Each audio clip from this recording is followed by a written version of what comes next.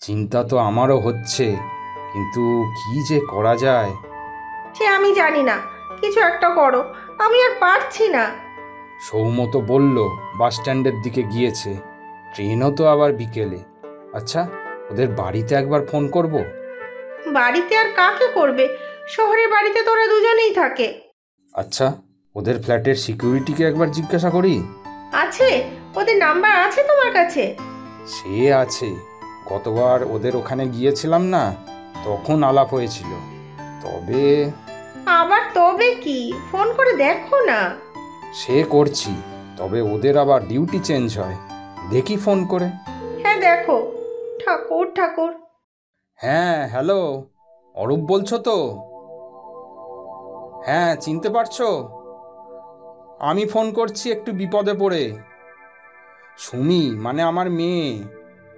হ্যাঁ, জামাই রুদ্র, ওদের এখানে আসার কথা ছিল।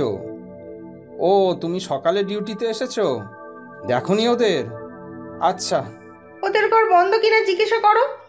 হ্যাঁ, হ্যালো হ্যালো। আচ্ছা, ওদের ঘর বন্ধ কিনা সেটা বলতে পারবে? হ্যাঁ, 4 তলায়। ও, বাইরে থেকে বোঝা যাবে না? আচ্ছা ঠিক আছে, ডিউটি থেকে যাওয়ার সময় একবার দেখে নিও। আচ্ছা ঠিক আছে।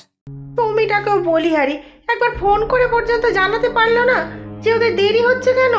এত বড় হয়ে গেছে, এখনো একটু বুদ্ধি হয়নি। ওমা, আমি আর একবার রাস্তার ওদিকটা দেখে আসি। দিদি দেখবে ঠিক আসবে। না না, তোর আর রোদে রোদে ঘুরতে হবে না, তো শরীর খারাপ হলে আবার আরেক কেলেঙ্কারি হবে।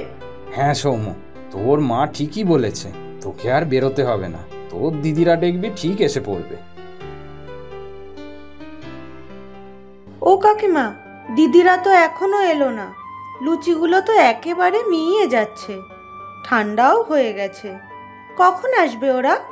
আমি কিন্তু দুপুরে রান্নাও বসিয়ে দিয়েছি। জানি না রে কখন আসবে ওরা, আমার দুশ্চিন্তায় মাথা কাজ করছে না। তুই রান্নাঘরটা সামলে নে না রে আজকে। ও কাকিমা, তুমি অত ভেবো না, সব ঠিক হয়ে যাবে।